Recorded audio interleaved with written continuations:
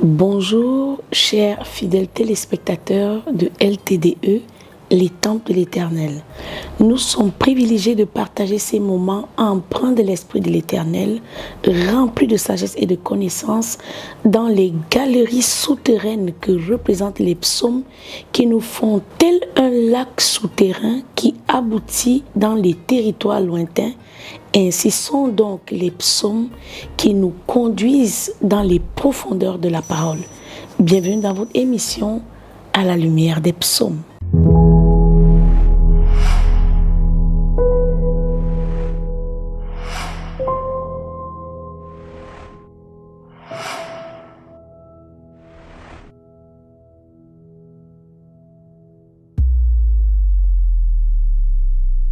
Bien-aimés dans le Seigneur, le Saint-Esprit attire notre attention sur les fondements de la foi. La foi n'est pas une émotion. La foi n'est pas un état d'esprit.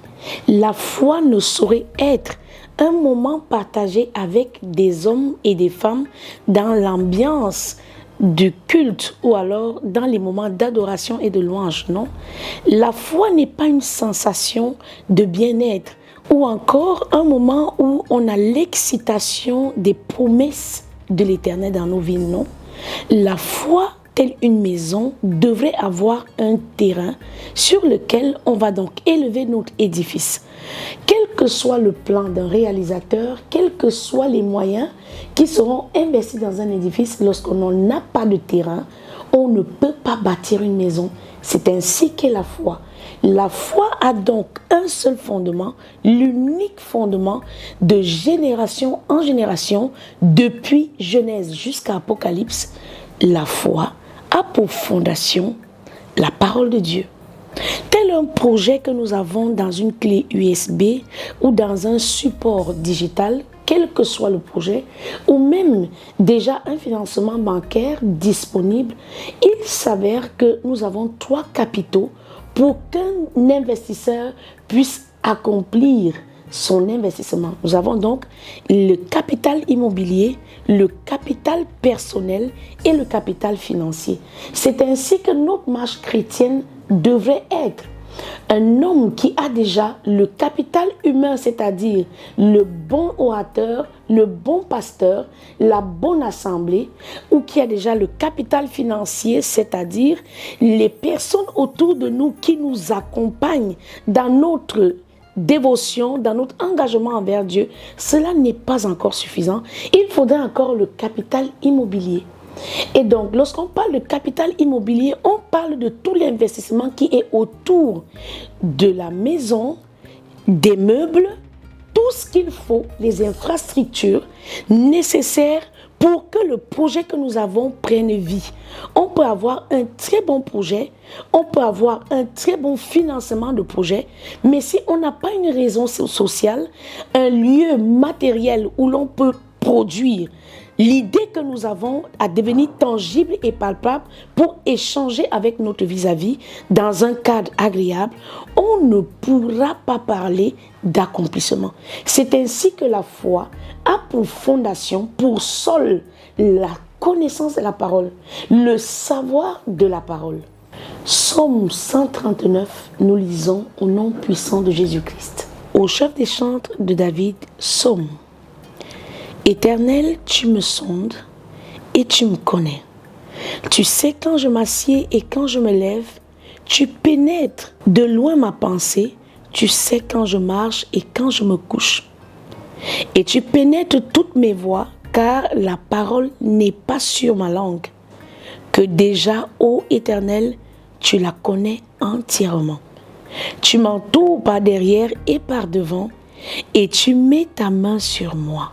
Bien-aimé, c'est de la sorte que Dieu veut qu'on s'approche de lui, avec la compréhension de cette science. Et c'est ça le rôle de la parole. C'est amener celui qui s'approche de l'Éternel à s'approcher de lui par la foi, par la compréhension, la conviction, la connaissance de qui il est. Et nous le savons qu'il est impossible d'être agréable à Dieu sans la foi. Une science aussi merveilleuse est au-dessus de ma portée Elle est trop élevée pour que je puisse la saisir. Où irai-je loin de ton esprit et où fuirai-je loin de ta face? Si je monte aux cieux, tu y es.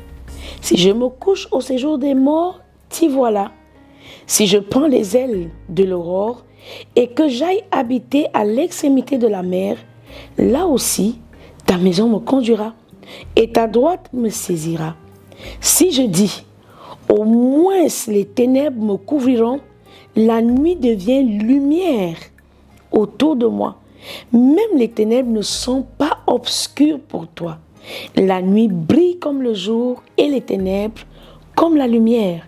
C'est toi qui as formé mes reins, qui m'as tissé dans le sein de ma mère. Je te loue de ce que je suis une créature merveilleuse. Tes œuvres sont admirables et mon âme le reconnaît. Mon corps n'était point caché devant toi lorsque j'ai été dans un lieu secret, tissé dans les profondeurs de la terre, quand je n'étais qu'une masse informe. Tes yeux me voyaient. On a une partie de la Genèse qui revient ici, le début de la création.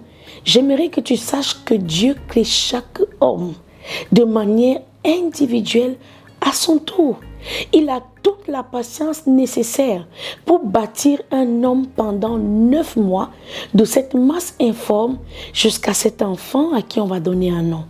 Bien-aimé, Dieu veut être ton Père. Dieu veut être ce véritable ami, cette véritable relation, cette partie de toi qui n'est pas absorbable par les soucis que tu traverses. Quand je n'étais qu'une masse informe, tes yeux me voyaient et sur ton livre étaient tout inscrits, les jours qui m'étaient destinés avant qu'aucun d'eux n'existât. Et par cette compréhension, tu vois, ta foi commence à se développer. Tel un bébé qui se tisse dans l'utérus de sa mère, la foi commence à prendre vie. Ce projet merveilleux, cette bâtisse de la relation, saut de la relation avec Dieu, commence à se développer sur les fondations du sol de la parole qui est Christ. Que tes pensées, ô Dieu, me semblent impénétrables, que le nombre est grand. Si je les compte, elles sont plus nombreuses que les grains de sable. Je m'éveille et je suis encore avec toi. Ô Dieu, puisses-tu faire mourir le méchant, homme de sang, éloignez-vous de moi. Ils parlent de toi d'une manière criminelle. Ils prennent ton nom pour mentir. Eux, tes ennemis. Est-ce que tu as déjà eu quelqu'un qui te dit « Je suis ancien d'église. Je suis serviteur de Dieu dans telle obédience. » Mais quand tu vois la manière dont la personne est attachée à la coutume, à la magie, aux pratiques occultes, bien-aimé dans le Seigneur, Dieu n'est pas surpris par cela. Il savait avant même que ta mère ne te donne un nom, que ton père ne te serre dans tes bras, il savait toutes les choses que tu allais vivre. Il savait ces gens sur ton parcours, mais il sait pouvoir te faire confiance parce que désormais tu sais sa parole. Ô Dieu, puisses-tu faire mourir le méchant, homme de sang, éloignez-vous de moi. Ils parlent de toi d'une manière criminelle, ils prennent ton nom pour mentir, eux tes ennemis éternels. N'aurais-je pas de la haine pour ceux qui te haïssent, du dégoût pour ceux qui s'élèvent contre toi? Je les hais d'une parfaite haine. Ils sont pour moi des ennemis. Sonde-moi et connais mon cœur. Éprouve-moi et connais mes pensées. Regarde si je suis sur une mauvaise voie et conduis-moi sur la voie de l'éternité. Dieu veut que tu apprennes à faire ce genre de prière. Tu ne te connais pas assez pour faire des demandes à Dieu. Tu ne connais pas assez les plans de Dieu pour ta vie, pour formuler une requête de prière. Tu ne connais pas véritablement quels sont les sentiers de l'Éternel, ses sillons et ses billons, tout tracés bien avant que tu ne découvres que tu es fait de chair et de sang. Dieu sait ce qu'il faut pour toi et c'est pourquoi il est important de prier par l'Esprit. Alors, bien-aimé dans le Seigneur, que la lumière de ce psaume éclaire tes jours et que désormais tu saches sur quoi tient le fondement de la foi. C'était votre émission à la lumière des psaumes. Christine Mireille Moncam pour LTDE.